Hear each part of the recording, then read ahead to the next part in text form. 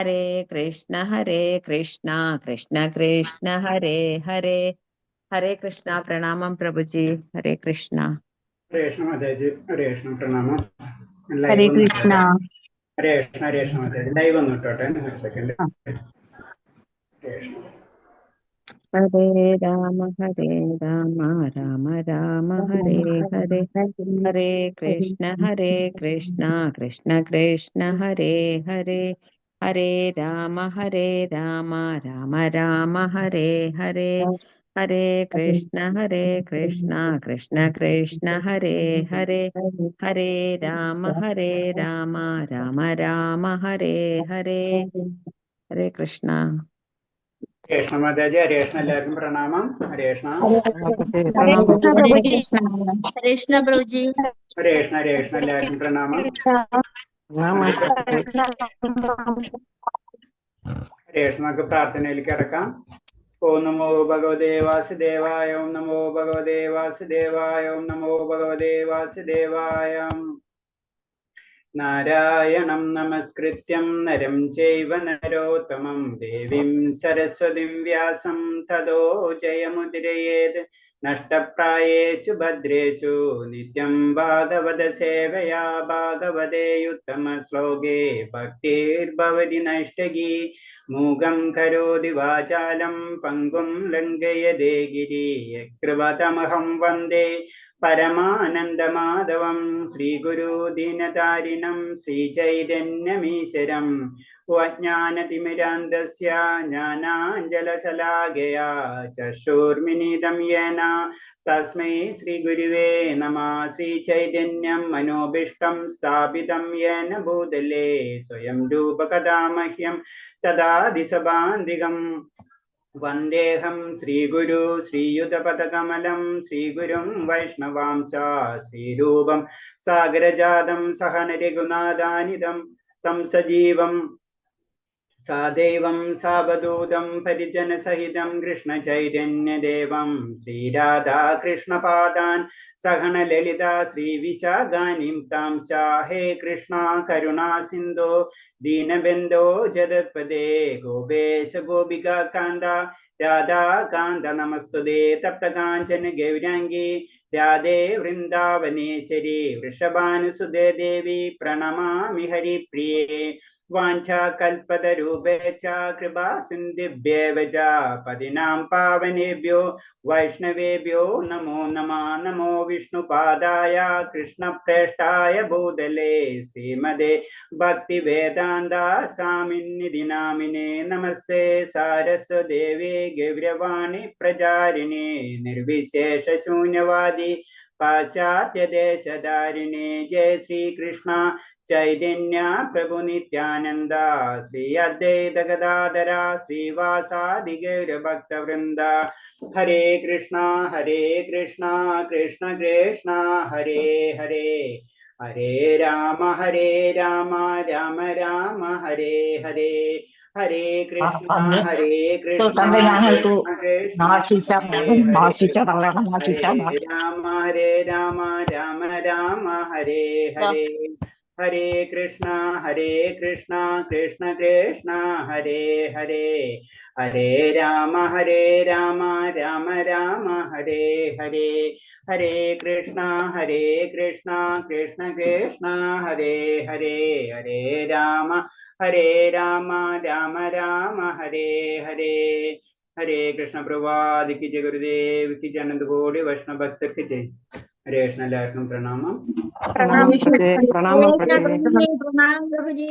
ഹരേ കൃഷ്ണ മാതാജി. ഇന്ദ്രദേവി മാതാജി. ഹരേ കൃഷ്ണ എല്ലാവർക്കും പ്രണാമം.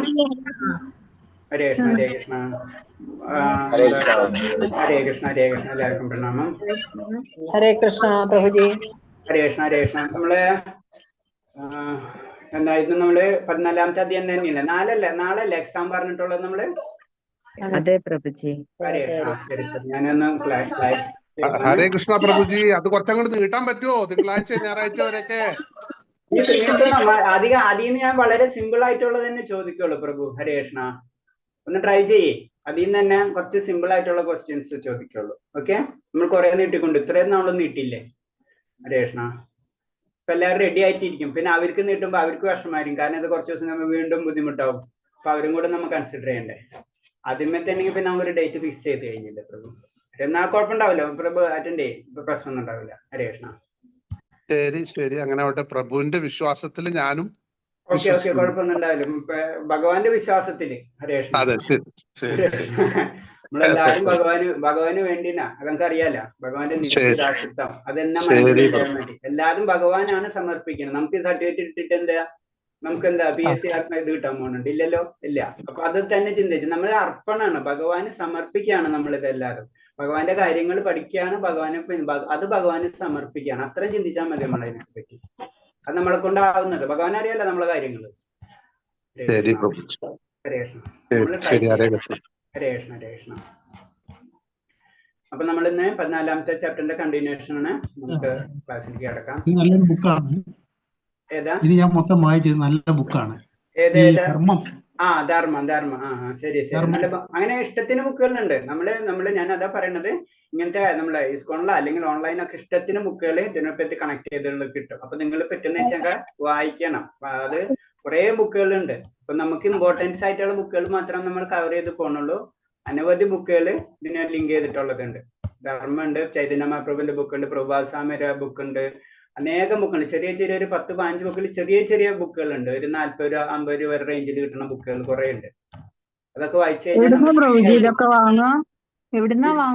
ഇസ്കോൺ സെന്റേഴ്സ് ഉണ്ട്. ഇസ്കോൺ സെന്റേഴ്സ് ചെറിയ അവിടെ എല്ലാതും ഉണ്ടാവും. അല്ലെങ്കിൽ അവരോട് പറഞ്ഞാൽ മതി, അപ്പൊ അവര് അത് എത്തിച്ചു തന്നോളൂ. ഹരേ കൃഷ്ണ. അല്ലെങ്കിൽ നമുക്ക് ഓൺലൈനിൽ മലയാള ഇസ്കോൺസ് ബുക്കേഴ്സ് എന്നൊക്കെ പറഞ്ഞു കഴിഞ്ഞാൽ ചിലപ്പോൾ ആമസോണിലൊക്കെ കിട്ടായിരിക്കാം. അങ്ങനെ വേണമെങ്കിൽ നമുക്ക് വാങ്ങിക്കാം. ഹരേ കൃഷ്ണ. അല്ല പ്രഭുജി, ഹരേ കൃഷ്ണ പ്രഭുജി, ഈ ഇതിലുള്ള ബാക്കി 19 കഴിഞ്ഞിട്ടുള്ള ബാക്കിയുള്ളത് ഒന്നും നമുക്കില്ല, നമുക്ക് ലെസണിലൊന്നും വരില്ല. ഇല്ല, അതായത് ഇതിൽ പറയണത് വെച്ച് കഴിഞ്ഞാൽ ബേസിക് ആയിട്ട് ഇത് തന്നെ ശരിക്കും ആചാര്യന്മാർക്കുള്ളതാണ്. ഇപ്പൊ നമ്മളിത് വായിക്കുമ്പോൾ ശ്രദ്ധിക്കുമ്പോൾ നമ്മൾ ശ്രദ്ധിച്ചാൽ അറിയാം. കാരണം ഫുള്ള് ഭക്തിപരമായിട്ടുള്ള കാര്യങ്ങളാണ്, അല്ലെ? വേറെ ഒന്നുമില്ല. അതായത് അത്രയും പ്യുവർ ഭക്തന്മാർക്കുള്ള കാര്യങ്ങൾ. നമുക്കത് മുഴുവനും ഗ്രഹിക്കാൻ കഴിയില്ല. നമ്മൾ കേൾക്കുന്നുണ്ട്, നമ്മളത് അറിയുന്നല്ലാതെ അത് മുഴുവനായ അവസ്ഥയിലേക്ക് നമ്മൾ എത്തണില്ല. അപ്പൊ 19 തൊട്ട് കഴിഞ്ഞ് കഴിഞ്ഞാൽ അതിനേലും കൂടുതല. അപ്പൊ അത് കാരണം കൊണ്ടാണ് ഈ സിലബസിൽ ഇത്തരം വെച്ച് നിർത്തിയിട്ടുള്ളത്. നമ്മളിപ്പോ കറക്റ്റ് ആയിട്ട് ഇവൻ ഇതും കൂടെ തുടങ്ങൂല. അതായത് നമ്മൾ 16 മാലയും ജപിക്കും, യമനിയമങ്ങളും ചെയ്ത് ബാക്കിയുള്ള എല്ലാ കാര്യം വിഗ്രഹാരാധന പൂജകളൊക്കെ ചെയ്ത് കഴിയുന്നവർക്ക് വരെയും 19 ചാപ്റ്റർ പറഞ്ഞിട്ടുള്ളത്. അപ്പൊ അത്രയും മനസ്സിലായി. അപ്പൊ അത്രയും നമ്മൾ പറയില്ല, അതിൽ പ്യൂരിഫിക്കേഷൻ ഫോം ഉണ്ടല്ലോ, നമ്മൾ അതിലേക്ക് പതുക്കെ ഉയരണം. അതാണ് നമ്മൾ ഇതിൽ തന്നെ നമ്മൾ പറയില്ല, 4 മാലെങ്കിലും ജപിക്കാത്തവര് ക്ലാസ്സിൽ കയറി കഴിഞ്ഞത് യുക്തിപരമായിട്ട് നമുക്കൊന്നും മനസ്സിലാവില്ല ബേസിക് ആയിട്ട്. അത് ഞാൻ അതിന്റെ വേറെ രീതിയിൽ പറഞ്ഞു കഴിഞ്ഞാൽ സിമ്പിൾ ആയിട്ട് ഞാൻ പറയാം. നമ്മൾക്ക് അറിയാം കോസ്മിക്സ് വേൾഡ്, അതുപോലെ തന്നെ ക്വാണ്ടം വേൾഡ്, 2 വേൾഡ് നമുക്ക് ഇപ്പോഴത്തെ സയൻസിന്റെ ലെവലിൽ നമുക്കറിയാം, അല്ലെ? കോസ്മിക് വേൾഡ്, അതായത് ചന്ദ്രനും ഗ്രഹങ്ങളും അതേപോലെ തന്നെ എന്താ പറയുക യൂണിവേഴ്സ് ഇതൊക്കെ പറയില്ല, അത് ഗാലക്സി, ഇതൊക്കെ ഒരു വേൾഡാണ്, അല്ലെ? നമ്മൾ അടങ്ങിയത്. ക്വാണ്ടം വേൾഡ് എന്ന് പറഞ്ഞ ആറ്റം, ഏറ്റവും ചെറിയ സബ് ആറ്റോമിക് ലെവലിലുള്ളത്, അല്ലെ? അപ്പൊ നമ്മൾ മുകളിൽ നിന്ന് ഒരു ആപ്പിൾ താഴ്ത്തി കിട്ടാൻ താഴ്ത്തി വിടും, അല്ലെ? നമ്മൾ ഓടിക്കൊണ്ടിരിക്കും, നിൽക്കുമ്പോൾ നമ്മൾ മുന്നിലേക്ക് നീങ്ങും. ഇതൊക്കെ ഏതാണ്? സയൻസിന്റെ നിയമങ്ങളാണ്. അതായത് ഈ എന്താ പറയാ കോസ്മിക്സ് ക്ലാസിക്കൽ സയൻസ് എന്ന് പറയാം, അതിന്റെ റൂൾസുകളാണ്. പക്ഷെ ഇതെല്ലാം ശരിക്കും എവിടെ നിന്ന് എത്തുമ്പോൾ ആറ്റം ലെവല ക്വാണ്ടം ഫിസിക്സിന്റെ ആ ലെവലിൽ എത്തുമ്പോൾ അതിന്റെ നിയമങ്ങൾ വ്യത്യസ്തമായിരിക്കും, അല്ലെ? നിയമങ്ങൾ വ്യത്യസ്തമാണ് അവിടുത്തെ. അതിന്റെ ഉള്ളിലത്തെ നിയമങ്ങൾ എൻ്റർലി ഡിഫറെന്റ് ആണ്. ഈ നമ്മൾ നോർമൽ ഫിസിക്സിന്റെ റൂൾസുകളല്ല ഇവിടെ ക്വാണ്ടം ഫിസിക്സിലുള്ളത്. ഇത് തന്നെയാണ് നമ്മുടെ സബ്ജക്ട്, മനസ്സിലായില്ലേ? അപ്പൊ അതിലേക്ക് നമ്മൾ എത്തിക്കഴിഞ്ഞാലോ അത് നമുക്ക് മനസ്സിലാവുള്ളൂ. നമ്മളെ വിഷൻ എങ്ങനെയാണ്? നമ്മളെല്ലാതും ഭൗതിക യുക്തിപരമായിട്ട് ചിന്തിക്കുകയാണ്. അതാണ് നമ്മളൊരു സയൻസിൽ ഏറ്റവും ടോപ്പായിരിക്കും ആ വ്യക്തി. ആ സയൻസിലെ റൂൾസ് വെച്ചുകൊണ്ട് ക്വാണ്ടം ഫിസിക്സിൽ കൊണ്ട് ചെന്ന് കഴിഞ്ഞത് എൻ്റർലി ഡിഫറെന്റ് ആണ്. അതാണ് അതിന്റെ പ്രോബ്ലം. ഇതേ തന്നെയാണ് ശരിക്കും എന്താണ് നമ്മളെ ഇതിന് സംഭവിക്കുന്നത് ഭക്തിയിലുള്ള കാര്യങ്ങളാണ്. ഇതായിട്ട് ബന്ധമില്ല.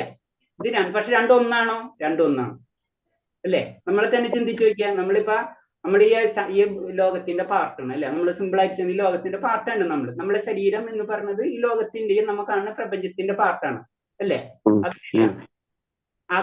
അതിന്റെ ഉള്ളിൽ എന്തിട്ടുള്ളതാണ്? അതിന്റെ നിയമം എന്താണ്? ആറ്റോമിക് പാർട്ടിക്കിൾസ് ആണ്, അല്ലെ? നമ്മളെ ഉള്ളിലെ ശരീരത്തിന് ആറ്റംസ് ആണ്. അതിന്റെ നിയമം എന്താണ്? അത് വേറെ ഇതിന്. മനസ്സിലായി? ഇത് സയൻസ് പ്രൂവ് ചെയ്തിട്ടുള്ള കാര്യമാണ്. ഇപ്പൊ സയൻസ് പാടത്തേക്ക് എത്തിയിട്ടുണ്ട്. അത് നമ്മളോട് പറഞ്ഞു തന്നിട്ടുള്ള.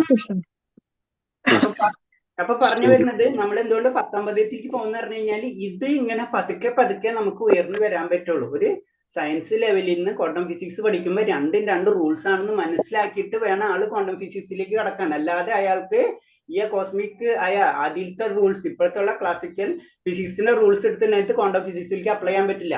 ഇത് രണ്ടും രണ്ട് റൂൾസ് ആണ്. ഇത് തന്നെയാണ് നമ്മൾ മെറ്റീരിയൽ വേൾഡ് സ്പിരിച്വൽ വേൾഡ് എന്ന് പറയുന്നത്. അതും സ്പിരിച്വൽ വേൾഡ് ഇപ്പൊ ആറ്റം ഫീൽഡ് സ്പിരിച്വൽ വേൾഡ് എന്നല്ല പറയുന്നത്. മീൻസ് അതാണ് രണ്ടും രണ്ട് ലെവലാണ്, രണ്ട് റൂൾസുകളാണ് എന്ന് പറയുന്നത്.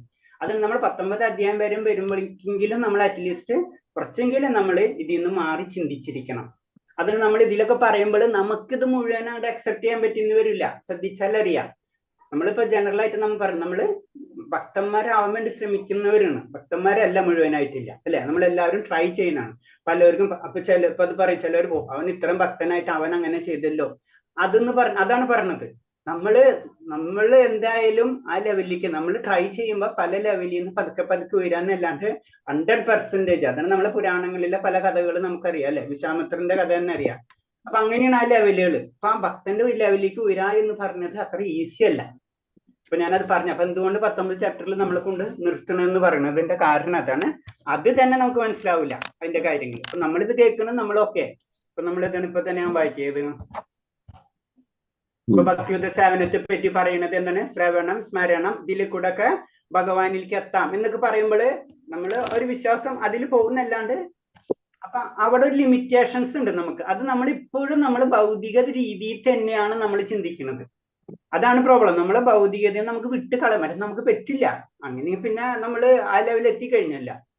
അപ്പൊ ആ ഒരു പ്രോബ്ലം നമ്മൾക്കെല്ലാം നിൽക്കുന്നുണ്ട്. ഇത് കടക്കണമെങ്കിൽ പതുക്കെ പതുക്കെ ബഹുനാം ജന്മനാമന്ത എന്ന് പറഞ്ഞ പോലെ അത് പല ജന്മങ്ങൾക്ക് ശേഷമായിരിക്കും നമുക്ക് അത് ലഭിക്കുക. പക്ഷെ സത്യം സത്യം തന്നെയാണ്. ഇപ്പൊ ഞാൻ പറഞ്ഞ പോലെ ക്വാണ്ടം ഫിസിക്സും അതുപോലെ തന്നെ കോസ്മിക് ഫിസിക്സും അല്ലെങ്കിൽ നമ്മളെ മോഡേൺ സയൻസ്, അതായത് ക്ലാസിക്കൽ ഫിസിക്സ് എന്ന് പറഞ്ഞ പോലെ ഇത് രണ്ടും രണ്ട് റൂൾസുകളാണ്. ഇതൊക്കെ സയൻസും, പക്ഷെ രണ്ടും രണ്ട് സയൻസായി മാറിപ്പോയി. ഹരേ കൃഷ്ണ. ശരി, ഹരേ കൃഷ്ണ പ്രഭുജി. ഞാനെന്താ പറയണെന്ന് വെച്ചാൽ പ്രഭുജി ഞങ്ങൾക്ക് വേണ്ടിയിട്ട് ഒന്ന് സ്ലോ ആക്കിയാൽ നന്നായിരിക്കും എന്ന് പറഞ്ഞാൽ ഞങ്ങൾക്ക് കുറച്ചും കൂടി അതിനെ ഉൾക്കൊള്ളാൻ വേണ്ടി ശ്രമിക്കാം എന്നുള്ളതാണ്. സ്പീഡിൽ പോകുന്നുണ്ടോ എന്നൊരു ചെറിയൊരു സംശയം എനിക്കുണ്ട്. ശരി, ഞാൻ സ്പീഡ് കുറയ്ക്കാം പ്രഭു. ഹരേ കൃഷ്ണ. അത് അങ്ങനത്തെ കാര്യങ്ങളുണ്ടെങ്കിൽ തീർച്ചയായിട്ടും പറയണം. ഞാനിങ്ങനെ അപ്പൊ തന്നെ അൺമ്യൂട്ട് ചെയ്യുക, അല്ലെങ്കിൽ ക്ലാസ്സിൽ അല്ലെങ്കിൽ അഡ്മിൻസിനോ മാതാപിതാക്കളോട് ആരെങ്കിലും പറഞ്ഞാൽ മതി. അപ്പൊ ഞങ്ങൾക്ക് ഒന്നും കൂടി അതായത് ഉൾക്കൊള്ളാൻ കഴിയുമല്ലോ. ഓക്കെ ശരി. അതൊരു റിക്വസ്റ്റ് ആണ് കേട്ടോ. ഇല്ല അത് കുഴപ്പമൊന്നുമില്ല പ്രഭു. നമ്മളെന്താ ചെയ്യുന്നത്? നമ്മളൊക്കെ അറിയുന്ന കാര്യങ്ങള് നമ്മൾ മറ്റുള്ളവർക്ക് നിങ്ങൾ ആർക്കറിയണം അവർ നമ്മളോട് പറയാ, അത്രേ ഉള്ളൂ. അറിയിക്കാനും വേണ്ടി ആ ചിന്താഗതിയാണ് നമുക്ക് വേണ്ടത്. ഭഗവാൻ തന്നെ അതാണല്ലോ പറയണം. അതിനൊന്നും ഒരു ഇതുമില്ല. അറിയിക്കാൻ വേണ്ടി നമ്മൾ ഇതേപോലെ തന്നെ നമുക്ക് എന്താണ് ഭഗവാൻ തന്നിട്ടുള്ള ഗുണം അത് കുറച്ചെങ്കിലും നമ്മൾ അത് ഉപയോഗിച്ച് മറ്റുള്ളവർക്ക് സഹായിച്ചു കൊടുക്കാം. ഭഗവാന്റെ കാര്യങ്ങൾ മാത്രം. നമുക്ക് ചിലപ്പോൾ ഞാൻ പല ക്ലാസ്സിലും പറയാറുണ്ട്, കീർത്തനം അറിയുന്നവർ കീർത്തനം ചൊല്ലാം. അത് ആസ്വദിക്കാൻ പറ്റും. ഭക്തന്മാർക്ക് അത് മുഴുവൻ ആസ്വദിക്കാൻ പറ്റുള്ളൂ. ഭഗവാന്റെ ചരിത്രം അറിയുന്നവർ അത് പറയാം, കഥ പറയുന്നവർ അത് പറയാം. അത് ആസ്വദിക്കാൻ കഴിയുന്നവരുണ്ടാവും. എല്ലാവർക്കും എല്ലാ കാര്യങ്ങളും അറിയില്ല. പ്രത്യേകിച്ച് നമുക്ക് ആർക്കും അറിയില്ല. അത് അത്രയും ലെവലിലേക്ക് അങ്ങനെ പോയി കഴിഞ്ഞു. അപ്പൊ എന്തോ നമ്മളെ ഇങ്ങനൊക്കെ ഒരു ചാൻസുകൾ നമുക്ക് കിട്ടണ്. കൊറോണ വന്ന ആരും നമുക്ക് ഓൺലൈൻ ക്ലാസ് എന്താണെന്ന് ക്ലിയർ ആവണ്. ഹരേ കൃഷ്ണ. അപ്പൊ നമ്മൾ ചെയ്യാം പ്രഭു. ഹരേ കൃഷ്ണ. താങ്ക് യു പ്രഭു. ഹരേ കൃഷ്ണ. ഹരേ കൃഷ്ണ പ്രഭുജി. ഹരേ കൃഷ്ണ.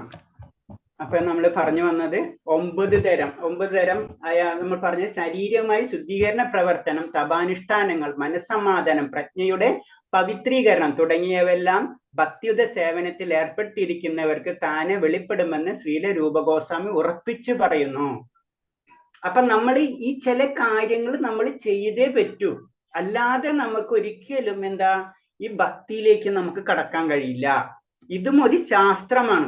അത് നമ്മൾ മനസ്സിലാക്കണം. അതാണ് പറഞ്ഞത്. ശരീരമായി ശുദ്ധീകരണ പ്രവർത്തനം, തപാനുഷ്ഠാനം, മനസ്സമാധാനം, തുടങ്ങിയെല്ലാം ഭക്തിയുത സേവനത്തിൽ ഏർപ്പെടുന്നു. നമ്മൾ ഭക്തിയുത സേവനത്തിലേക്ക് ഏർപ്പെട്ട് കഴിഞ്ഞാൽ, ഭക്തിയുത സേവനം എന്ന് പറഞ്ഞതൊക്കെയാണ്, അല്ലാണ്ട് ഭക്തി എന്ന് പറഞ്ഞു കഴിഞ്ഞാൽ ഭക്തി വരില്ല നമുക്ക്. അതിന് ചില കാര്യങ്ങൾ നമ്മൾ ചെയ്യണം. അതാണ് അപ്പൊ തപാനുഷ്ഠാനം. അപ്പൊ ഭക്തിയിലേക്ക് കടക്കുമ്പോൾ ഇത് ഇൻഡയറക്റ്റ് ആയിട്ട് ഇത് എല്ലാ കാര്യങ്ങളും നമ്മൾ ചെയ്യുന്നുണ്ട്. നമ്മൾ ശരീരമായിട്ട് ശുദ്ധീകരിക്കണം, അതുപോലെ തന്നെ മാനസികമായിട്ട് ശുദ്ധീകരണം നടന്നുകൊണ്ടിരിക്കുന്നുണ്ട്.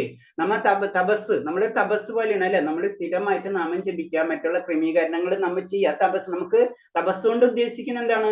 നമുക്കത് നമുക്ക് മടിയാ, നമ്മളെന്താണ് എല്ലാവരും സാധാരണ രീതിയിൽ ജനറൽ ആയിട്ട് മടിയന്മാരെന്ന് പറയാം. അതിന് ഞാനൊരു ജസ്റ്റ് എക്സാമ്പിൾ പറയണമെന്ന് വെച്ച് കഴിഞ്ഞാൽ, ഇപ്പൊ നാളെ തൊട്ട് എല്ലാവരും വീട്ടിൽ എല്ലാതും കിട്ടണം എന്ന് പറഞ്ഞാൽ ആരെങ്കിലും പുറത്തിറങ്ങും? ഇല്ല.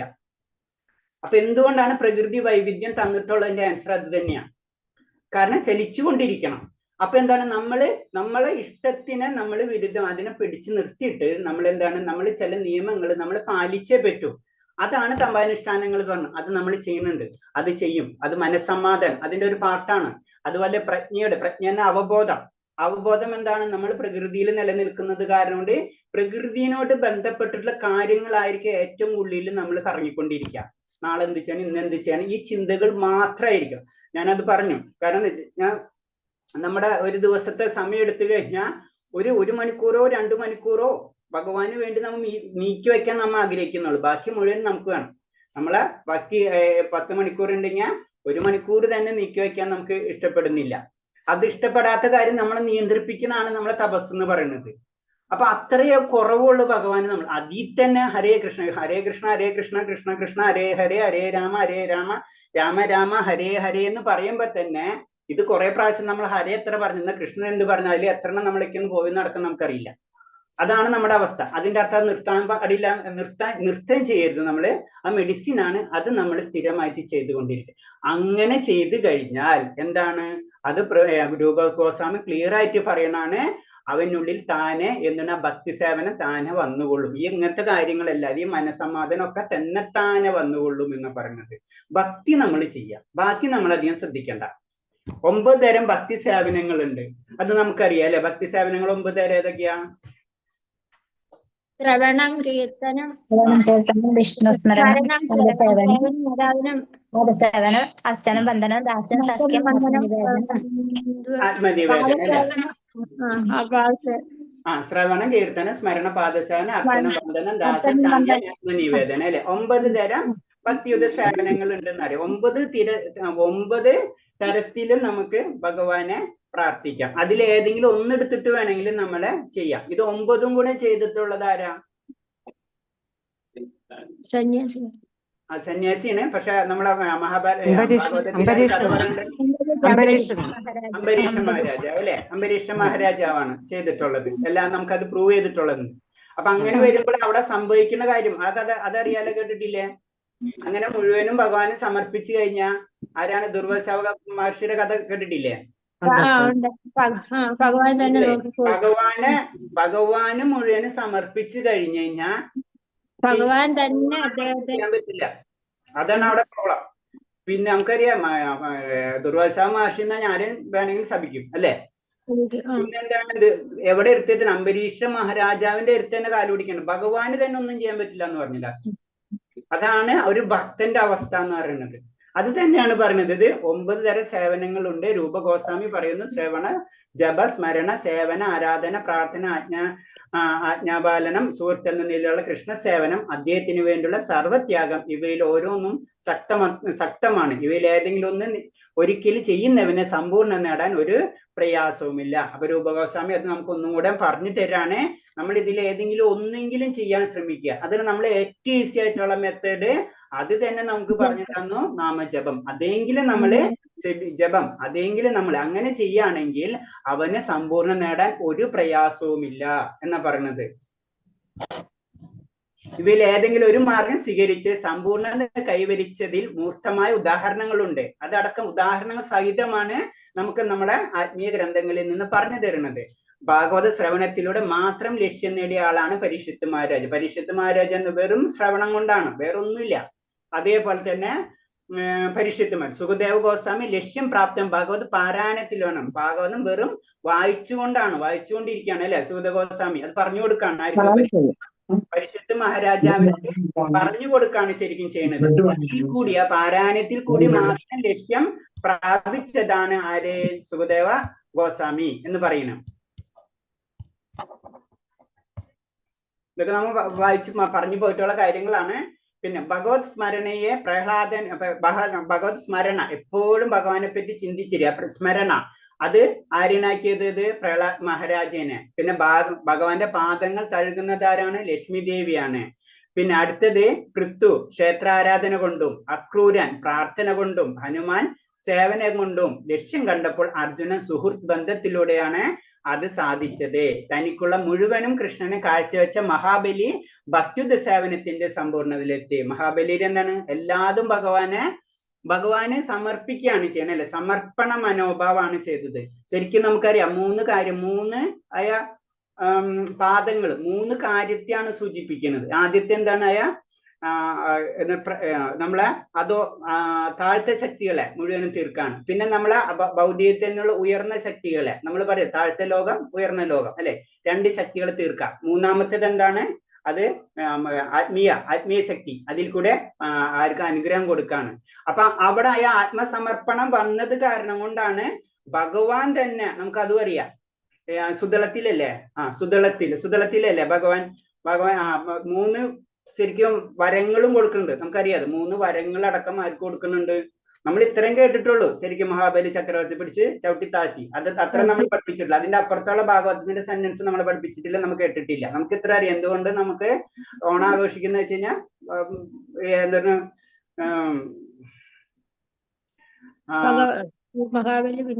മഹാബലിനെ ചവിട്ടിത്താഴ്ത്തി, അത് അത്രേ നമുക്ക് അറിയുള്ളൂ. പക്ഷെ അതിന്റെ പിറകിൽ അത് കഴിഞ്ഞിട്ട് എന്ത് വരം കൊടുത്തെന്ന് നമ്മൾ പഠിച്ചിട്ടില്ല അല്ലെ? അപ്പൊ വരങ്ങളും കൊടുക്കുന്നുണ്ട് ഭഗവാൻ. ഒന്നാമത്തെ നീ പറഞ്ഞാല് സുതളം. ആ സുതളത്തില് ഭഗവാൻ തന്നെയാണ് മുന്നിൽ നിൽക്കുന്നത്. ഭഗവാൻ ശരിക്കും അവിടെ ധാരപാലകനായിട്ട് വന്നിരിക്കുക. അത്ര ഒരു അനുഗ്രഹം കൊടുക്കണം. അതേപോലെ തന്നെ എല്ലാ ഇന്ദ്രന്റെ കൊട്ടാരം പോലത്തെ കൊട്ടാരം തന്നെ ആ സുതളത്തില് സെറ്റ് ചെയ്ത് കൊടുത്തിരിക്കുകയാണ് ഭഗവാൻ.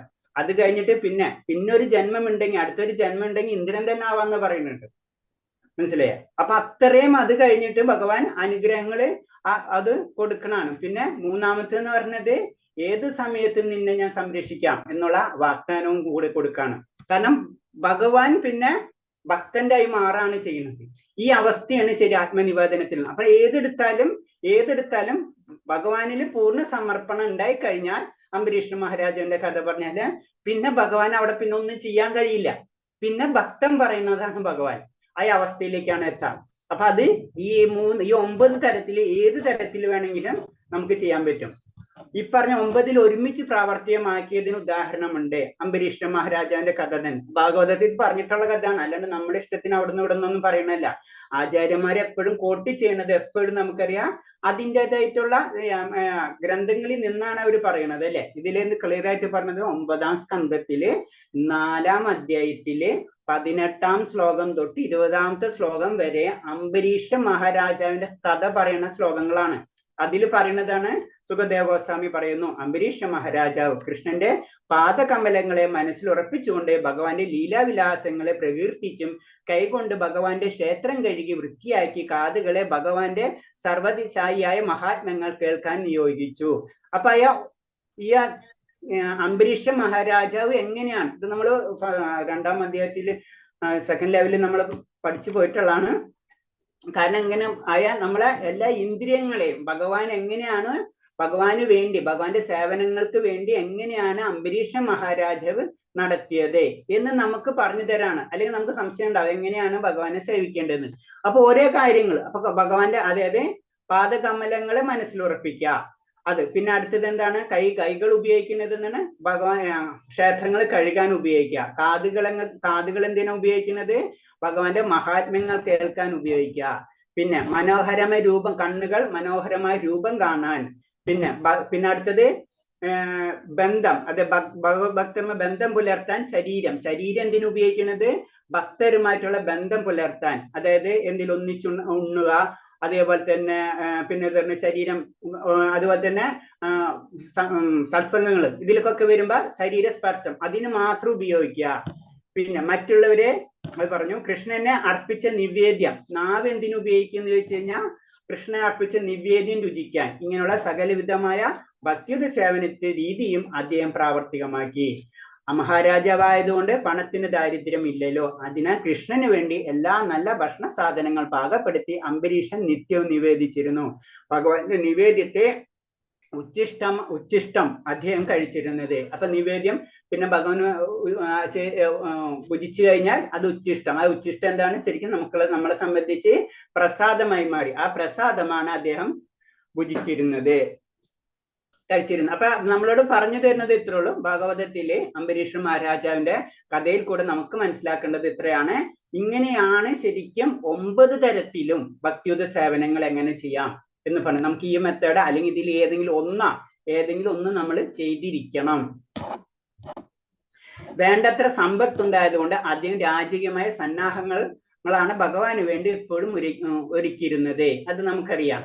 കാരണം അതാണ് നമ്മളോട് പറഞ്ഞത്, നമ്മൾ കൊണ്ട് ചെയ്യാൻ കഴിയുന്ന കാര്യങ്ങൾ, അത് ധനമായാലും ശരീരമായാലും വാക്കായാലും മനസ്സായാലും എന്താണ് നമുക്കുള്ളത്, നമ്മൾ പലപ്പോഴും പറയുന്നുണ്ട് നമ്മൾ. കാരണം എന്ന് വെച്ചാൽ നമുക്കൊണ്ട് ചെയ്യാൻ പറ്റാവുന്ന കാര്യങ്ങൾ ഭഗവാന്റെ സേവനത്തിന് വേണ്ടി നമ്മൾ ഉപയോഗിച്ചിരിക്കണം. ഇപ്പൊ രാജാവാണെങ്കിൽ രാജാവിന്റെ ലെവല്, പ്രജയാണെങ്കിൽ പ്രജാവിന്റെ ലെവല്, ഭൃത്തനാണെങ്കിൽ ഭൃത്തന്റെ ലെവല്, ഏത് ലെവലാണോ നമ്മൾ അതില്. നമ്മൾ 2 ദിവസം മുന്നേ ആ കഥ തന്നെ പറഞ്ഞു, ഒരു ബ്രാഹ്മണന്റെ ഒരു പറഞ്ഞില്ലേ കഥ.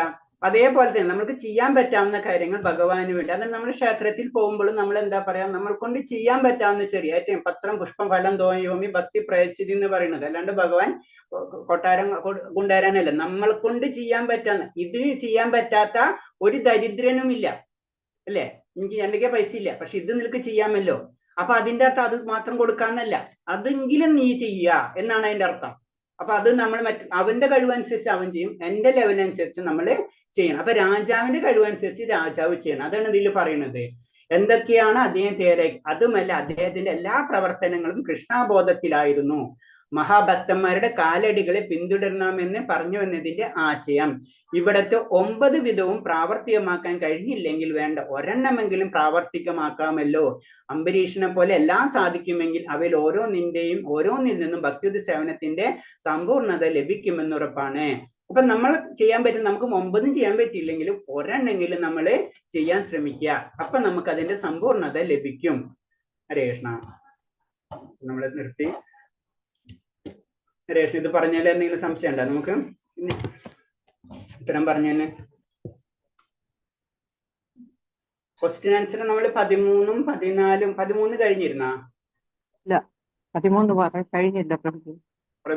ഓക്കെ, രേഷ്മ. അപ്പൊ നമുക്ക് 13 ചെയ്താലോ?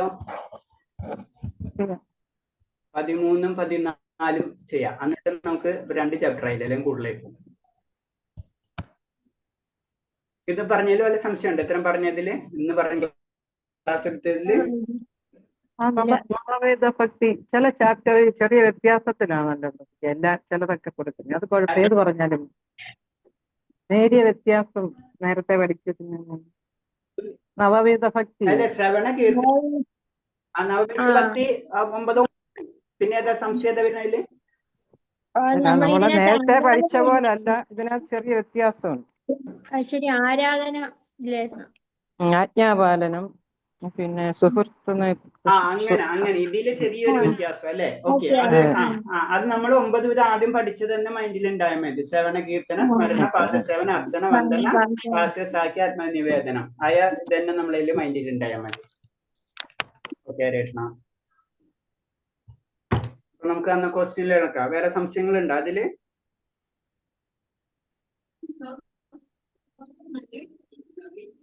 ഓക്കെ, ക്വസ്റ്റ്യൻസ് ആരാ വായിക്കുന്നത്?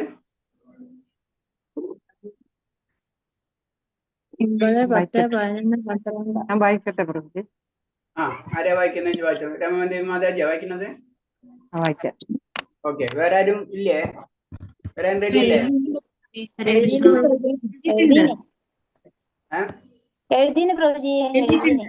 അപ്പൊ 13 ഒരാൾ വായിക്കാം, 14 ഒരാൾ വായിക്കാം. ഹരേ കൃഷ്ണ മാതാജി. ഓക്കെ, മാതാജി വായിച്ചോളൂ. ഒരു പ്രാരംഭ ഭക്തനിൽ പോലും ഭക്തിജന്യമായ ഹർഷോന്മാദം ഉളവാക്കുന്ന 5 കാര്യങ്ങൾ ഏതെല്ലാം?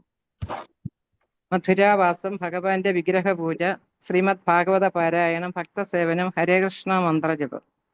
അപ്പൊ ഇത് ഞാൻ ജസ്റ്റ് ഒന്ന് പറയട്ടെ. ഇതില് നമ്മൾ പറഞ്ഞു തരുന്ന എന്താണ്? ഇത്ര കാര്യങ്ങൾ നമ്മൾ തീർച്ചയായിട്ടും ചെയ്തിരിക്കണം. ഇതാണ് നമുക്ക് ഇതാണ് മനസ്സിലാവേണ്ടത്. ഈ 5 കാര്യങ്ങൾ ചെയ്താലേ നമുക്ക് ഭക്തിയിലേക്ക് ഉയരാൻ കഴിയുള്ളൂ. എന്തൊക്കെയാണ്?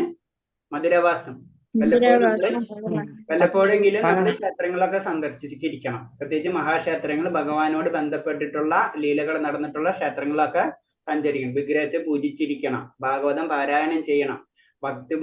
പിന്നെ ഭക്തിയുത സേവനങ്ങൾ നമ്മളെ കൊണ്ട് ചെയ്യാൻ പറ്റുന്നത്, ശരീരവും മനസ്സും എന്തൊക്കെ ചെയ്യാൻ പറ്റുന്ന അങ്ങനത്തെ കാര്യങ്ങളൊക്കെ നമ്മൾ ചെയ്തിരിക്കും. പിന്നെ മന്ത്രം നമ്മൾ ജപിച്ചിരിക്കണം. ഹരേ കൃഷ്ണ. ഓക്കെ, വളരെ ഇമ്പോർട്ടന്റ് ആയിട്ടുള്ള പോയിന്റാ. ഓക്കെ, അടുത്തത് ഭാഗവതത്തിലെ ഏത് സ്കന്ധത്തിലാണ് ഭഗവാന്റെ ലീലാവിലാസങ്ങളെ കുറിച്ച് വർണ്ണിക്കുന്നത്? ദശമസ്കന്ധം. ദശമസ്കന്ധം. ഓക്കെ, ഹരേ കൃഷ്ണ. ദശമസ്കന്ധത്തിലേക്ക് നമ്മളോട് പറയുന്നത് എന്താണ്? ശരിക്കും ദശമസ്കന്ധത്തിലേക്ക് ഡയറക്റ്റ് പോകാൻ പാടില്ല എന്നാണ് പറയുന്നത്. ഇപ്പൊ നമ്മൾ ഇത്ര വിധി തന്നെ സംസാരിച്ച പോലെ നമ്മള് പത്തിരസാമൃതത്തിന് ലാസ്റ്റിലേക്ക് പോകണില്ല അല്ലെ. നമ്മൾ പതുക്കെ കുറച്ചും കൂടെ കഴിഞ്ഞതിന് ശേഷം നമ്മൾ അതില് കുറച്ചും കൂടെ നമുക്ക് തന്നെ അറിയാം നമ്മൾ അത്രയും പരിശുദ്ധീകരിച്ചിട്ടില്ല. അപ്പൊ അത് ലെവലിലേക്ക് എത്തുമ്പോഴോ അതിലേക്ക് കടക്കാൻ പറ്റുള്ളൂ. അല്ലെങ്കിൽ ദശമസ്കന്ധത്തിൽ പോയി കഴിഞ്ഞാല് ഇത് മുഴുവനും നമ്മളെ ചിന്താഗതി വേറെ രീതിയിലായിരിക്കും. നമ്മൾ ആ ലെവലിലേക്ക് എത്താത്ത കാരണം കൊണ്ട് നമ്മൾ എപ്പോഴും ഭൗതികമായിട്ട് ചിന്തിക്കാൻ തുടങ്ങും. അപ്പൊ അത് തെറ്റാണ്. അതാണ് ദശമസ്കന്ധം ലാസ്റ്റ് ചെയ്താൽ മതി. 9 കഴിഞ്ഞിട്ട് 10 വായിക്കുക. അല്ലെങ്കിൽ നമ്മളെ ഭക്തിയിലേക്ക് ഉയർന്നതിന് ശേഷം അത് ലീലകളാണ് ഭഗവാന്റെ.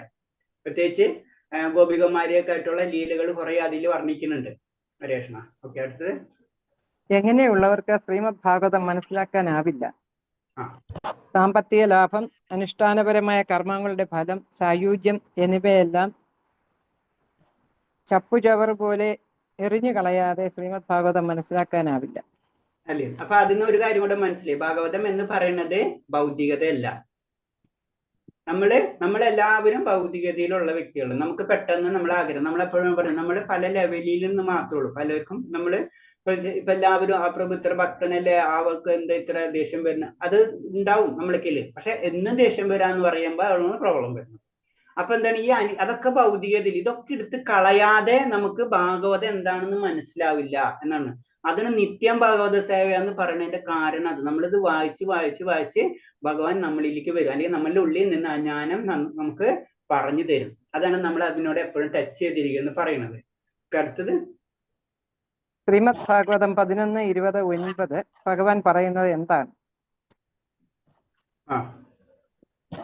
ആത്മ പ്രചോദിതമായി എന്റെ ലീലാവിലാസങ്ങളെയും പ്രവർത്തനങ്ങളെയും കുറിച്ച് കേൾക്കാനുള്ള അത്യാസക്തി ഉണ്ടാകുന്നത് വരെ വർണ്ണാശ്രമ ധർമ്മങ്ങൾ പാലിക്കുന്നത് കൊള്ളാം. എന്ന് വെച്ചാൽ സാമ്പത്തിക ലാഭത്തിനും ഐന്ദ്രിയ സംതൃപ്തനത്തിനും മുക്തിക്കുമെല്ലാം ഉതകുന്ന മതപരമായ അനുഷ്ഠാനങ്ങളാണ് വർണ്ണാശ്രമ ധർമ്മങ്ങളിൽ നിർദ്ദേശിച്ചിരിക്കുന്ന സമ്പ്രദായം. അത്രേ ഉള്ളൂ.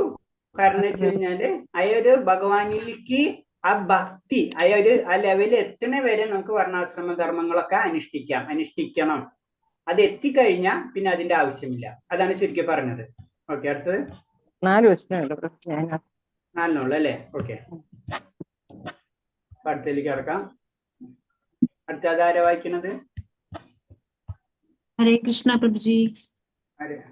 ഇപ്പൊ ചിലതൊക്കെ ഞാൻ നോട്ട്ബുക്കിലേക്ക് പകർത്തിയിട്ടില്ല, ടെക്സ്റ്റ് ബുക്കിൽ നോട്ട് ചെയ്തിട്ടുണ്ട്. അത് വായിക്കാമല്ലോ അല്ലേ?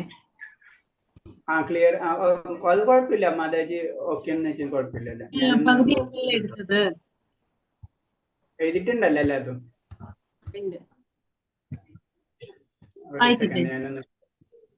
ചോദ്യം വായിച്ചോളൂ.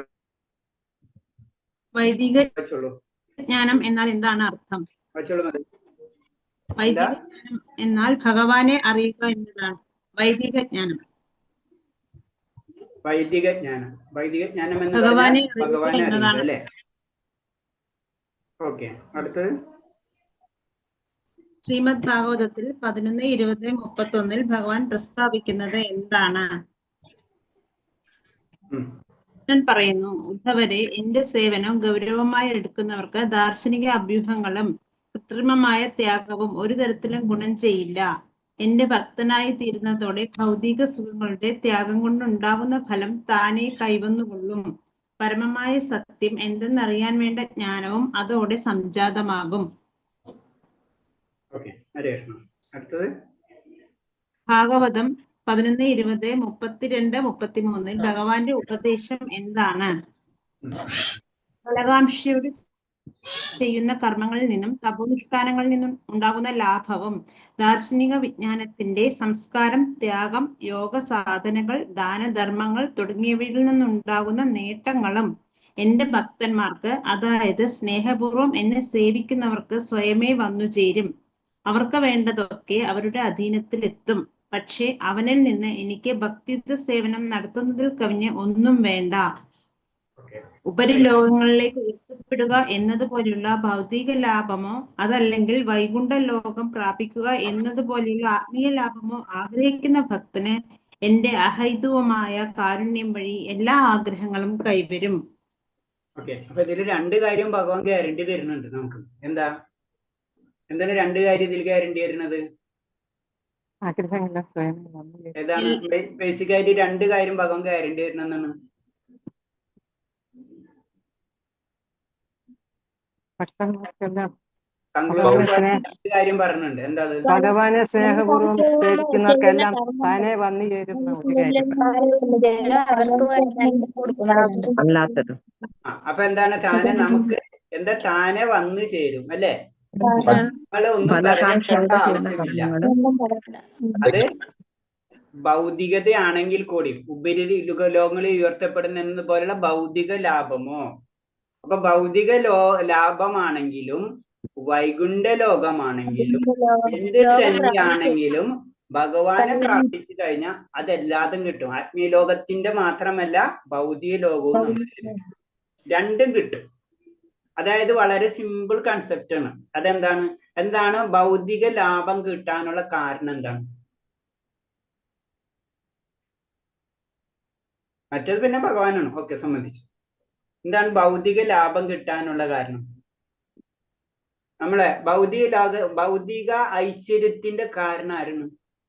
ലക്ഷ്മി ദേവി. ലക്ഷ്മി ദേവി എവിടെയാ? ഭഗവാൻ കിട്ടിക്കഴിഞ്ഞാൽ ലക്ഷ്മി ഭഗവാൻ വസിക്കുന്നിടത്ത്. നമ്മൾ ആദ്യം ഫസ്റ്റ് ലെവലിൽ പഠിച്ചിട്ടുണ്ട് അല്ലെ? ഭഗവാൻ വസിക്കുന്നിടത്താണ് ലക്ഷ്മി ദേവി ഉള്ളത് അല്ലെ? അപ്പൊ ഭഗവാനെ വിളിക്കുമ്പോ ലക്ഷ്മി ദേവി അവിടെ ഉണ്ടാവും. അതാണ് അതിന്റെ പ്രത്യേകത. അതാണ് ഭൗതികയ്ക്ക് വേണ്ടി നമ്മൾ സ്പെഷ്യൽ ആയിട്ട് ചെയ്യണ്ട എന്ന് പറഞ്ഞതിന്റെ കാരണം. അത് അതിൽ കൂടെ ഉള്ളതാണ്, ഭഗവാനിൽ കൂടി ഉള്ളതാണ്. അർജുനൻ ചെയ്ത പോലെ. ഹരേ കൃഷ്ണ. അടുത്തത് പരിത്യാഗം എന്നതുകൊണ്ട് അർത്ഥമാക്കുന്നത് എന്ത്? ഇതില് ഭൗതികമായ സുഖാനുഭൂതിക്ക് വേണ്ടിയുള്ള ആസക്തി ഒരിക്കലും അംഗീകരിക്കരുതെന്നും കൃഷ്ണനുമായി ബന്ധപ്പെട്ട എല്ലാ സുഖങ്ങളും കൈക്കൊള്ളണം എന്നതുമാണ് ശ്രീല രൂപഗോസ്വാമിയുടെ നിർദ്ദേശം. അതല്ല പരിത്യാഗം എന്ന് പറഞ്ഞാൽ? പരിത്യാഗം എന്ന് പറഞ്ഞാൽ രുചികരങ്ങളായ സാധനങ്ങൾ ഉണ്ടാക്കി കൃഷ്ണനെ സമർപ്പിക്കുക. ഈ ഭക്ഷണ സാധനങ്ങൾ കൃഷ്ണനെ സമർപ്പിക്കുന്നതിന് മുമ്പായി ഭക്ഷിക്കരുത്. കൃഷ്ണനെ സമർപ്പിക്കാത്തതൊക്കെ നിരാകരിക്കുക എന്നുള്ള ഈ വ്രതമാണ് പരിത്യാഗം. അതായത് മെയിൻ ആയിട്ട് ഭൗതിക സുഖാനുഭൂതിക്ക് വേണ്ടിയുള്ള ആസക്തി ഒരിക്കലും അംഗീകരിക്കാതിരിക്കുക, കൃഷ്ണനുമായിട്ടുള്ള ബന്ധപ്പെട്ട എല്ലാ സുഖങ്ങളും കൈക്കൊള്ളുക. ഇതാണ് രൂപഗോസ്വാമി അതിന്റെ ശ്ലോകം തന്നെയുണ്ട്. അപ്പൊ അതാണ് കാര്യം. അതിനെ പരിത്യാഗം എന്ന് പറയുന്നത്. പ്രഭുജി, കൃഷ്ണന് സമർപ്പിക്കാത്തതൊക്കെ നിരാകരിക്കുക എന്നുള്ള വ്രതമാണ് പരിത്യാഗം എന്ന് പറയുന്നത്. അത് ഇതിൽ വരുന്നുണ്ടല്ല. കാരണം ഈ കൃഷ്ണനുമായിട്ടുള്ള ബന്ധങ്ങൾ എല്ലാ സുഖങ്ങളും കൈക്കൊള്ളുക. അപ്പൊ കൃഷ്ണനായിട്ട് ബന്ധപ്പെടാത്തത് നമ്മള് ഉപേക്ഷിച്ചിരിക്കണം. അതതിന്റെ ഇന്റർ കണക്റ്റർ ആണ്. ഓക്കെ, അപ്പൊ അത് കൂടുതൽ എഴുതണമെങ്കിൽ ഇങ്ങനെ എഴുതാം, കുഴപ്പമുള്ളതല്ല. ഡീറ്റെയിൽ ആയിട്ട് എഴുതണമെങ്കിൽ ഇതും എഴുതാം. അതായത് ഭഗവാനെ സമർപ്പിക്കാത്തത് എന്തോ അതൊക്കെ നമ്മള് ഉപേക്ഷിക്കുക. അതിനെ പരിത്യാഗം, അതിനെ ത്യാഗമായിട്ട് ഭവിക്കുന്നു പറയുന്നത്. ഓക്കെ, അടുത്തത് ഭക്തിയുടെ സേവനത്തിൽ ഒരു ആചാര്യൻ എങ്ങനെയാണ് ആകേണ്ടത്? ധനസഞ്ചയം കൊണ്ടോ അനുയായികളുടെ ആധിക്യത്തിലോ ആത്മീയാചാര്യൻ ഒരിക്കലും അഹങ്കരിക്കരുത്. യഥാർത്ഥ ആചാര്യൻ ഒരിക്കലും അങ്ങനെ ചെയ്യില്ല. എന്നാൽ ചിലപ്പോൾ ആരും അധികാരപ്പെടുത്താതെ സ്വന്തം ഉത്സാഹത്തിൽ ആചാര്യനായി തീരുന്നവൻ ശിഷ്യസംഖ്യയുടെ ആധിക്യത്തിലും അളവറ്റ ധനത്തിലും അതിമറന്നു പോയെന്ന് വരാം. അങ്ങനെയുള്ളവൻ ഒന്നാം കിടയിലുള്ള ആചാര്യനല്ല. ഇത്തരം കാര്യങ്ങളിൽ മതിമറന്നു പോയാൽ അയാളുടെ ഭക്തിയുത സേവനത്തിന് ഇളക്കം തട്ടും. അതിനാൽ ശിഷ്യ പരമ്പരയുടെ തത്വങ്ങളിൽ അടിയുറച്ചു നിൽക്കണം. അതാണ് ഞാൻ പറഞ്ഞത്. കാരണം നമ്മൾ ഇതിൽ തന്നെ ആചാര്യന്മാർക്കുള്ള നിർദ്ദേശങ്ങളും കൊടുക്കുന്നുണ്ട്. അപ്പൊ അതാണ് നമ്മളെ സംബന്ധിച്ചത് നമുക്ക് അറിയേണ്ട സബ്ജക്റ്റും കൂടെ അല്ലേ? ആചാര്യന്മാർക്ക് വേണ്ടിയിട്ടുള്ള ഉപദേശങ്ങളാണ് പറയുന്നത്. അത് ഞാൻ പറഞ്ഞത് കുറച്ചും കൂടെ ഉയർന്ന തലത്തിലുള്ള ഭക്തി രസാമൃത സിന്ധു ഭയങ്കര ഉയർന്ന തലം എന്ന് പറയുന്നതിന്റെ കാരണം ഇപ്പൊ നമ്മൾ ഇതേപോലെ തന്നെ പറഞ്ഞു ഭാഗവതം കഴിഞ്ഞിട്ടാണ് ചരിതാമൃതം പറയുന്നത് തന്നെ. ആദ്യം നമ്മൾ ആദ്യം പഠിക്കുന്ന ഭഗവതിയാണ്, ഭഗവതി വെച്ചിട്ട് പിന്നെ ഭാഗവതം പഠിക്കും, ഭാഗവതം കഴിഞ്ഞിട്ടാണ് ചൈതന്യ ചരിതാമൃതം. അതോടെ ഭക്തിയുടെ മുഴുവൻ കാര്യങ്ങളാണ് ചൈതന്യ ചരിതാമൃതത്തിൽ. അപ്പൊ സ്റ്റെപ്പ് ബൈ സ്റ്റെപ്പായിട്ട് പഠിച്ചു പോകണം. അപ്പൊ ഇതിലും ഇതേപോലെ തന്നെ ഒരു ആത്മീയ ആചാര്യൻ എങ്ങനെയാവണമെന്ന് ഭക്തി രസാമൃത സിന്ധുവിൽ പറഞ്ഞിരിക്കുകയാണ്. ഇങ്ങനെയുള്ള വ്യക്തിയെ ആചാര്യൻ നമുക്ക് പറയാൻ പറ്റുള്ളൂ. അതിന് നമ്മൾ എപ്പോഴും ആചാര്യന്മാരെ നോക്കിയിട്ട് വേണം നമ്മൾ സെലക്ട് ചെയ്യാൻ. ഇപ്പൊ എന്തെങ്കിലും കാണിച്ചു എന്ന് വിചാരിച്ചിട്ട് ഇപ്പൊ നമുക്കറിയാം, നമ്മൾ സിദ്ധികളൊക്കെ പറ്റി പഠിച്ചല്ലേ, അങ്ങനെ എന്തെങ്കിലും ഒരു സിദ്ധി കാണിക്കുന്ന വ്യക്തികൾ ഇഷ്ടത്തിനുണ്ട്. നമ്മളിപ്പോഴും കാണാം നമുക്ക് പല സ്ഥലത്തും. പ്രത്യേകിച്ച് ഞാൻ പറഞ്ഞില്ലേ, ഇവിടെ ഹിമാലയം അവിടെയൊക്കെ പോയി കഴിഞ്ഞാല് ഇപ്പോഴും അവിടെ ഏത് സ്ഥലത്താണ് കേദർനാഥിൽ പോയിട്ടുള്ളവർക്ക് അറിയാം. അവിടെ എപ്പോഴും അവിടുത്തെ ഇങ്ങനെ ഇതുപോലെ തന്നെ സന്യാസിമാരൊക്കെ നമുക്ക് കാണാൻ പറ്റും. അവിടെ എപ്പോഴും അവിടെ ഞങ്ങൾ പോയപ്പോൾ ഒരു സ്ഥലത്ത് വെച്ച് കണ്ട് ബർഫ് ബാവ എന്നാണ് പറയുന്നത്, തണുപ്പിൽ നിൽക്കണ ആള് ഒരു പ്രശ്നമില്ല. അപ്പൊ അങ്ങനത്തെ സിദ്ധികൾ കാണുന്നതോടുകൂടി അവര് ഭഗവാനെന്ന് ചിന്തിച്ച് നമ്മൾ അങ്ങനത്തെ കാര്യങ്ങൾ ചെയ്യരുത്. അവർക്ക് ആ സിദ്ധി കിട്ടിയെന്നല്ലാതെ അവരായ നമ്മളെ ഭഗവാൻ എന്നുള്ള അവസ്ഥയിലേക്ക് വന്നിട്ടില്ല, അല്ലെങ്കിൽ ഒരു ആചാര്യം എന്നുള്ള ഒരു അവസ്ഥ വന്നിട്ടില്ല. അതിലൊരു പല കാര്യത്തിൽ ഒരു കാര്യം എടുത്ത് പഠിച്ച് അതും അതിൽ പെർഫെക്റ്റ് ചെയ്തിരിക്കുന്നവരാണ് അവര്, അതിന്റെ അപ്പുറത്തേക്ക് ഉണ്ടാവില്ല. അപ്പൊ അത് നമ്മൾ ശ്രദ്ധിക്കണം. അപ്പൊ അവരെ പിറകില എന്തൊരു ഫോളോവേഴ്സ് ഉണ്ടാവും. ഓട്ടോമാറ്റിക് ആയിട്ട് എന്തൊരു കാര്യം നമ്മളെ അത് അതീന്ദ്രിയ അവസ്ഥയിലാ, അതിൽ നമ്മളേക്ക് യൂണിക്നെസ് എന്ന് പറയുന്ന പോലെ ഒരു ചേഞ്ചസ് വരുമ്പോൾ എല്ലാവരും അതിൽ അട്രാക്റ്റീവ് ആവും. പക്ഷെ അതല്ല ശരിക്കും നമ്മൾ അത് മനസ്സിലാക്കണം. അത് ഒരു കഴിവ് മാത്രമാണ്. ശരിക്കും ഒരു ആചാര്യൻ എന്ന് പറയുമ്പോ എല്ലാ കാര്യങ്ങളും എല്ലാ ശാസ്ത്രങ്ങളും നൈപുണ്യനായിരിക്കും എന്നാ പറയുന്നത് അല്ലേ. പിന്നെ അതിൽ അഹങ്കരിക്കരുത്, ഞാൻ എന്തോ ആയി, എനിക്കെല്ലാം അറിയാം, ഇതൊക്കെ അതുപോലെ തന്നെ ശിഷ്യ പരമില്ല, ഇതൊക്കെ വേണം ഒരു ആചാര്യനാവാൻ. എന്നപ്പോ ഒരു ആചാര്യനാവുക എന്ന് പറയുന്നത് കാവ്യവസ്ത്രം ഇട്ട് കഴിഞ്ഞാൽ മാത്രം ആചാര്യനാവില്ല. എന്തോ നമുക്ക് എന്തെങ്കിലും ഗ്രന്ഥം അവിടെ നിന്ന് പഠിച്ച് 2 ശ്ലോകം പറഞ്ഞു കഴിഞ്ഞാൽ ആചാര്യനാവില്ല. ഭക്തിയുദ്ധ സേവനം ഉള്ളതുകൊണ്ട് പുറമിച്ച് കാണിച്ചിട്ട് ഭക്തി ആചാര്യനാവില്ല. ഇതൊക്കെ ഇതിന്റെ കുറെ നിയമാവലികൾ ശരിക്കും ഒരേ പരമ്പരയിലേക്കുണ്ട്. ആ പരമ്പരയിൽ കറക്റ്റ് ഫോളോ ചെയ്ത് പോയിരിക്കണം. ഇപ്പൊ നമ്മൾ ജനറൽ ആയിട്ട് നമ്മൾ ഇസ്കോണിൽ തന്നെ നമ്മളെ പോലുള്ള ഒരു വ്യക്തികൾക്ക് നമ്മളോട് പറഞ്ഞു തരുന്നത് 4 യമനിയമങ്ങളും 16 മാല, ഇത് മിനിമം നമ്മൾക്ക് വേണ്ടിയിട്ടുള്ളതാണ്. ഇത് മുകളിലേക്ക് പോകും തോറും അതിന്റെ റൂൾസുകൾ മാറിക്കൊണ്ടിരിക്കുകയാണ്. അതേപോലെ തന്നെ ആചാരം, അതിന് ഏറ്റവും എക്സാമ്പിൾ ഞാൻ പറഞ്ഞെന്ന് വെച്ചാൽ ചൈതന്യ മഹാപ്രഭുവിന്റെ ശിഷ്യന്മാരെ ഭയങ്കര സ്ട്രിക്റ്റാ. അപ്പൊ അവർക്ക് ഒരിക്കലും സ്ത്രീജനങ്ങളെ അങ്ങനത്തെ രീതിയിൽ സംസാരിക്കാനുള്ള ഇതില്ല. അപ്പോ അതിലൊരു ശിഷ്യൻ അത് സംസാരിച്ചു എന്ന് പറഞ്ഞ് ശിഷ്യനെ മാറ്റാണ് ചെയ്തത്. അത്ര സ്ട്രിക്റ്റാ. അത് തന്നെ ആ ചൈതന്യ മഹാപ്രഭു തന്നെ ഒരു ഗൃഹസ്ഥന്റെ വീട്ടില് ഒരു കുഞ്ഞ് ജനിക്കുമ്പോ അവിടെ ചെന്ന് എല്ലാ കാര്യങ്ങളും ചെയ്തു കൊടുക്കുക, ആയ കാര്യങ്ങൾ ഒക്കെ ചെയ്യുന്നുണ്ട്. അപ്പൊ അതിൽ നിന്ന് മനസ്സിലാക്കുന്നത് എന്താണ്? വളരെ സിമ്പിളാണ്. നമ്മളെ ലോജിക്ക് വെച്ച് പറയുമ്പോൾ നന്നായിട്ട് പഠിക്കുന്ന ഒരു കുട്ടി 95-99% കുട്ടിക്ക് പഠിക്കുന്ന അവൻ്റെ 1 മാർക്ക് കുറയുമ്പോഴേക്കും നമ്മൾ ബഹളുണ്ടാക്കും അല്ലേ. 40-45% കുട്ടി പഠിക്കുന്ന മാർക്കുള്ള കുട്ടിയാണെങ്കിലോ അവന് ഒരു 50% ജയിച്ചാൽ വളരെ ഹാപ്പിയാണ് നമ്മൾ അല്ലേ. ഈ അവസ്ഥയാണ്. അപ്പൊ മനസ്സിലായല്ലോ. അപ്പൊ നമ്മള് പതുക്കെ നമ്മൾ ഉയർന്നുകൊണ്ടിരിക്കുകയാണ്. അതിന് അവരെ വെച്ചിട്ട് ഒരിക്കലും നമ്മള് ഗൃഹസ്ഥരെന്ന് പറയുമ്പോ അത്രയും പ്രശ്നങ്ങൾ നമ്മളേക്ക് വന്നു കഴിഞ്ഞു. പെട്ടെന്ന് നമുക്ക് അതിൽ നിന്ന് മോചനമില്ല.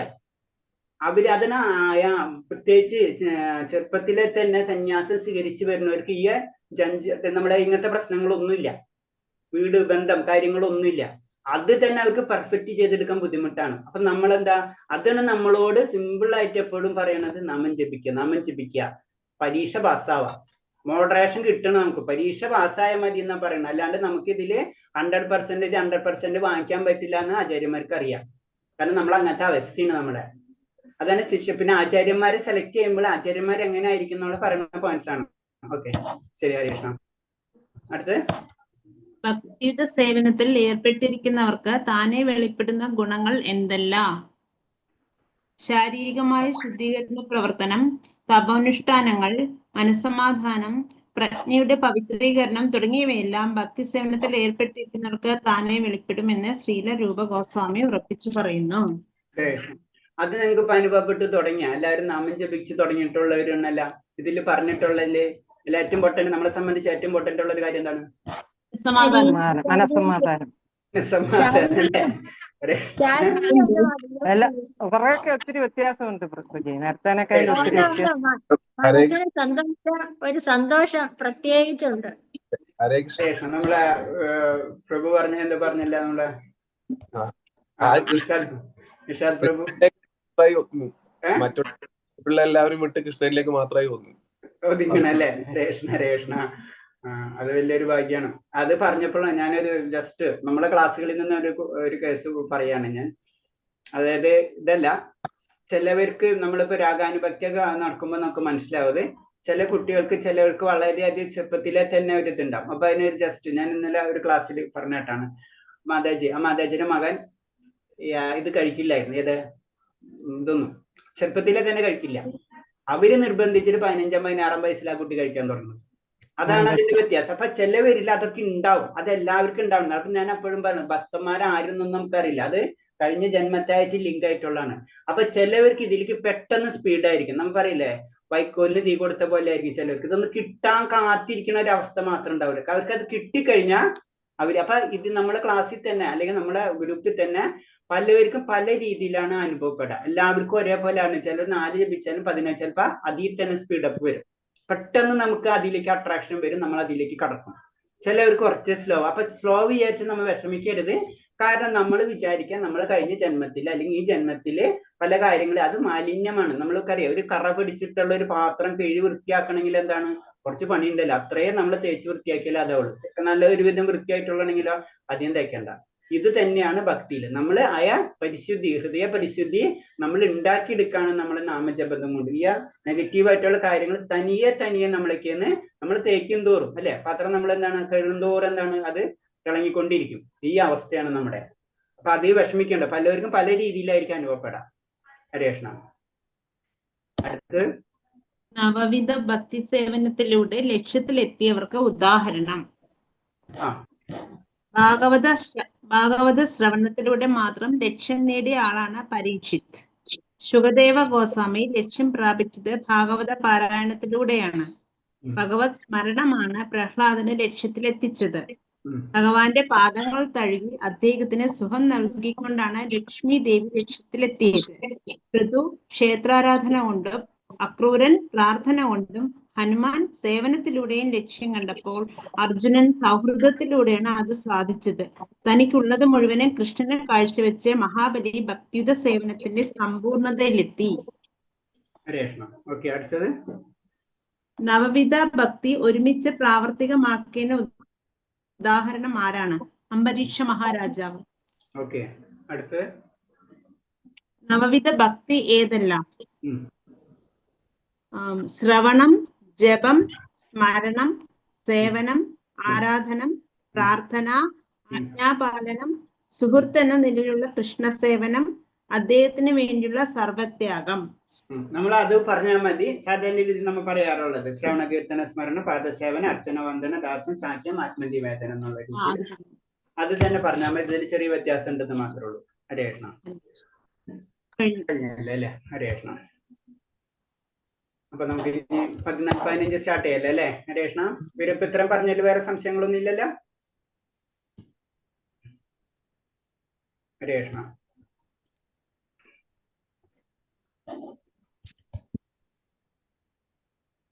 ഒരു ചോദ്യം ചോദിക്കട്ടെ. ചോദിച്ചോളൂ രാമേഷം പ്രഭു. ഹരേഷ്ണ. ഈ ഭക്തി രസാമൃത സിന്ധു ശ്രീരൂപ ഗോസ്വാമി എഴുതിയത് പദ്യത്തിലായിരുന്നു ഗദ്യത്തിലായിരുന്നു? ശ്ലോകങ്ങളാ?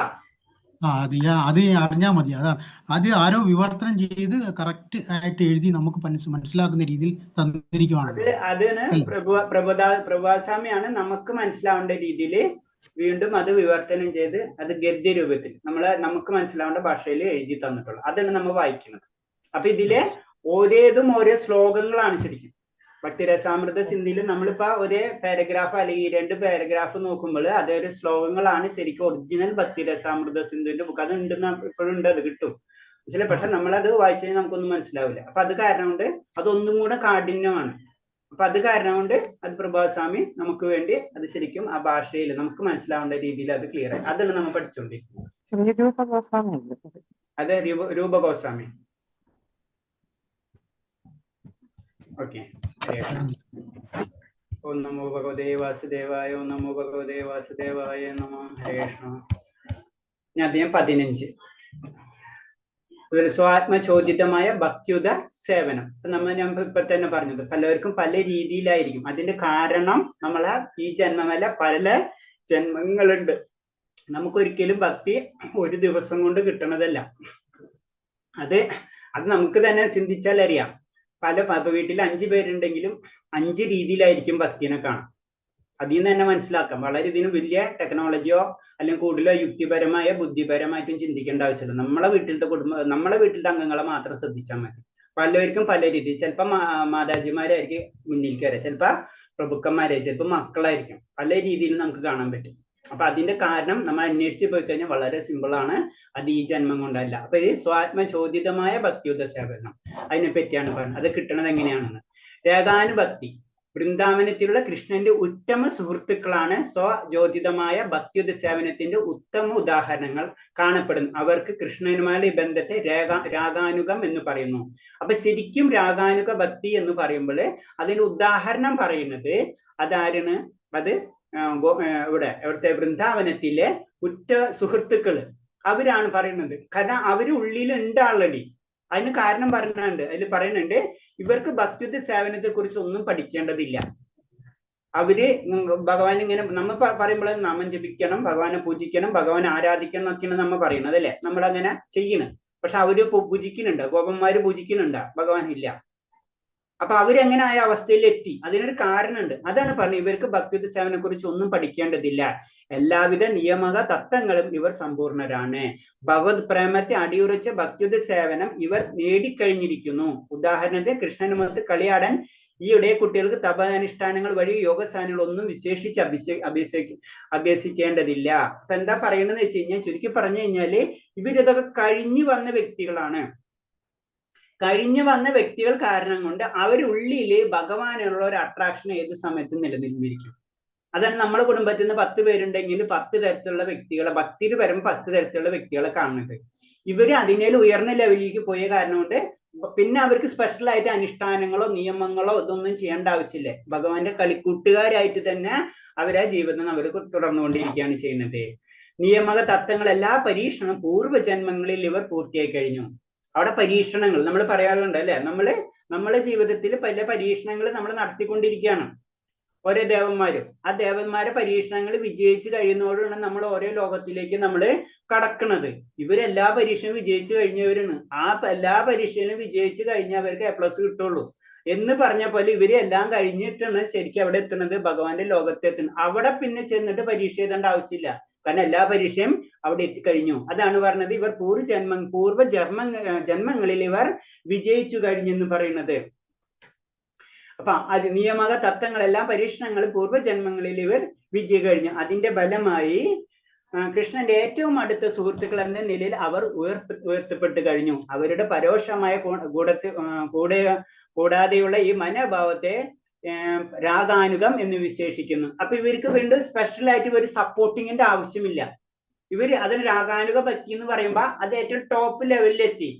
അവർ ആൾറെഡി ഭഗവാന്റെ ഭക്തനായി കഴിഞ്ഞു. മറ്റേത് വരുന്ന നമ്മളിങ്ങനെ പറഞ്ഞില്ലേ പുഷിങ്, അതിന്റെ ആവശ്യമുള്ളൂ. ഇവിടെ പിന്നെ അത് ചെയ്യേണ്ട ആവശ്യമില്ല. രാഗാനുഭക്തിയിൽ എത്തിക്കഴിഞ്ഞാൽ അത് എത്താൻ കുറച്ച് സമയം എടുക്കും. നമുക്ക് അത് തന്നെ ഭഗവതി പറയുന്നു, ബഹുനാൻ ജന്മനാമന്തി ജ്ഞാനവാൻമാൻ പ്രപത്യത്തെ വാസുദേവ സർവമിതി സമഹാത്മ സുദുർലഭ. അതൊക്കെ നമ്മൾ പഠിച്ചു പോയിട്ടുള്ളതാണ്. കാരണം അത്രയും ജന്മങ്ങൾ അവർ പല പരീക്ഷണങ്ങൾ നടത്തിയതിന് ശേഷമാണ് അവരവിടെ എത്തുന്നത്. അതെപ്പോഴും മനസ്സിലാണ്. അല്ലാണ്ട് നമുക്ക് പലപ്പോഴും നമ്മൾ പറഞ്ഞിട്ടുണ്ട് ഭക്തി എന്ന് പറയുമ്പോൾ പട്ടണിട്ട പോലെ നമുക്ക് ഭക്തി കിട്ടില്ല.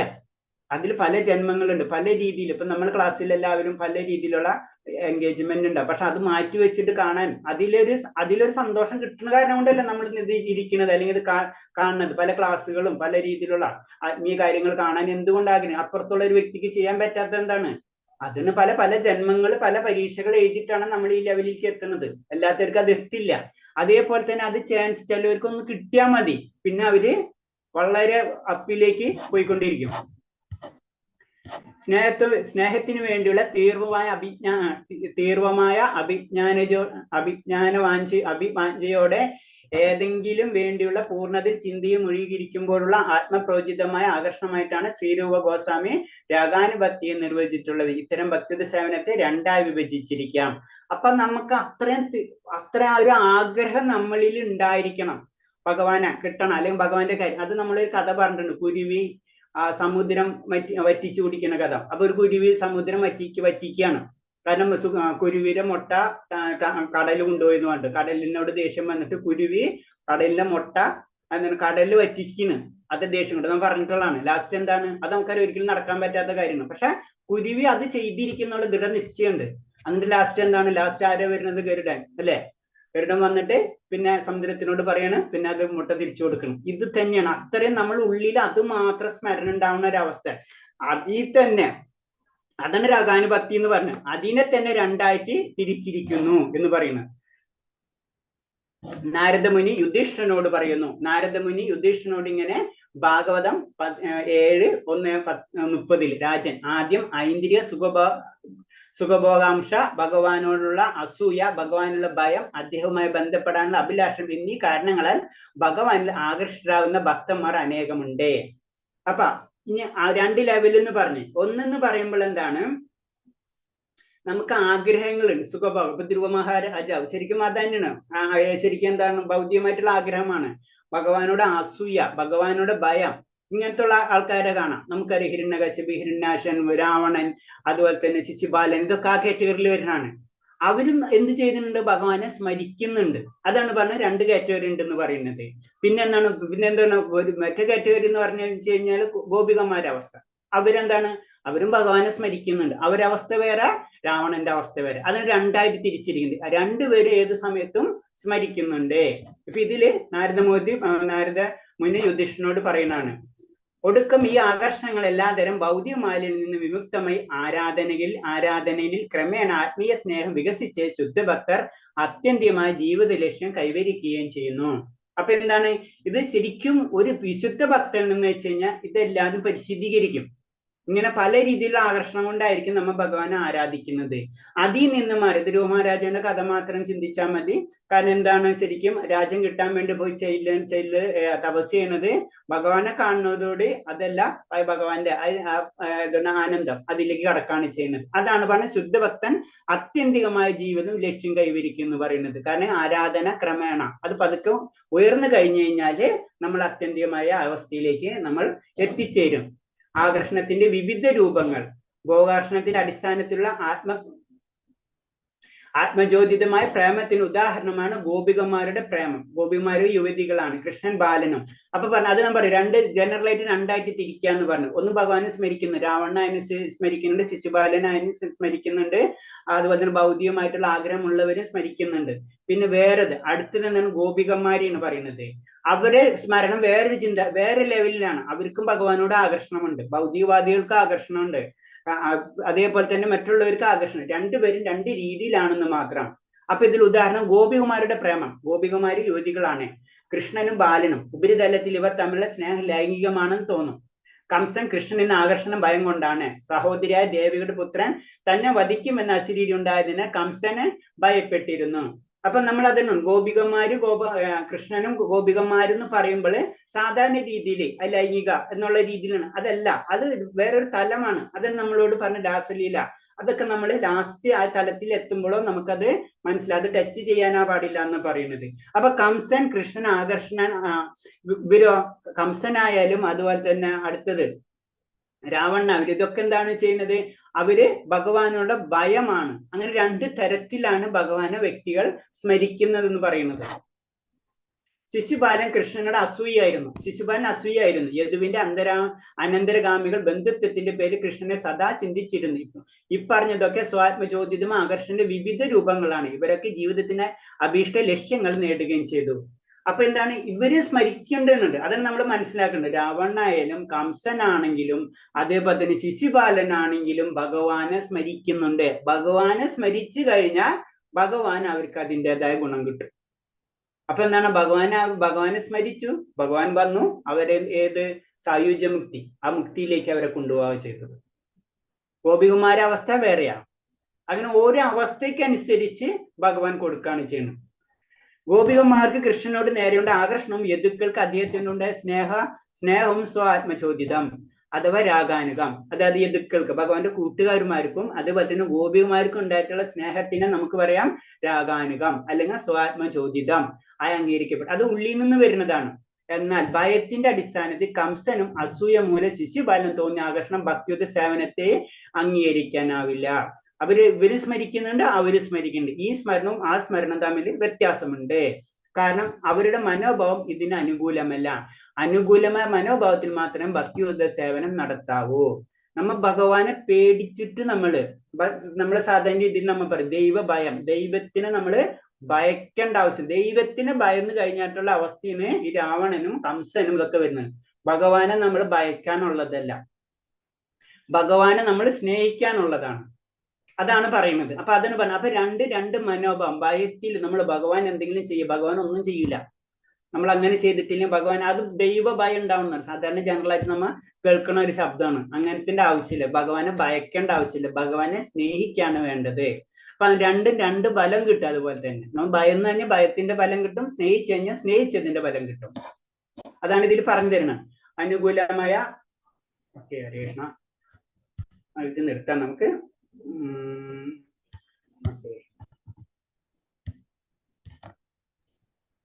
ഇത്തരം പറഞ്ഞാൽ എന്തെങ്കിലും പാറായിട്ടുള്ളൂ. ഇനി 23 സ്ലൈഡ് ഉണ്ട്, തീരില്ല. ഹരേ കൃഷ്ണ. ഇത്തരം പറഞ്ഞാൽ എന്തെങ്കിലും സംശയം ഉണ്ടോ?